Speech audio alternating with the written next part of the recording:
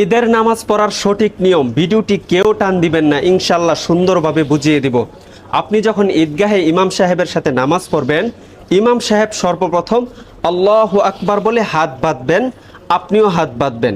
তারপরে ইমাম সাহেব সানা পড়বেন। সানা পড়ার পর ইমাম সাহেব অতিরিক্ত 3 বার তাকবীর দিবেন। আল্লাহু আকবার বলবেন, হাত ছেড়ে দিবেন। দ্বিতীয়বার আল্লাহু আকবার বলবেন, হাত ছেড়ে দিবেন। তৃতীয়বার আল্লাহু আকবার বলবেন, হাত বেঁধে নেবেন।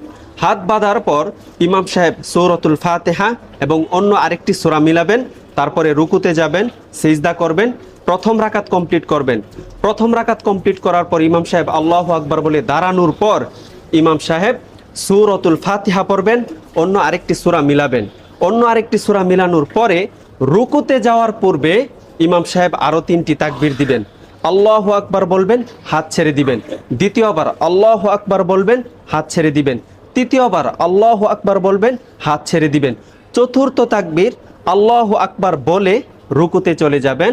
তারপরে রুকুর তাসবিহ পড়বেন, রুকু কমপ্লিট করবেন, সিজদাতে যাবেন, সিজদা কমপ্লিট করার পর ডানে বামে সালাম ফিরিয়ে নামাজ শেষ করবেন। এই ভিডিওটি সর্বোচ্চ শেয়ার করবেন যেন সবাই ঈদের নামাজ সম্পর্কে জানতে পারে, আপনিও সওয়াব পাবেন ইনশাআল্লাহ।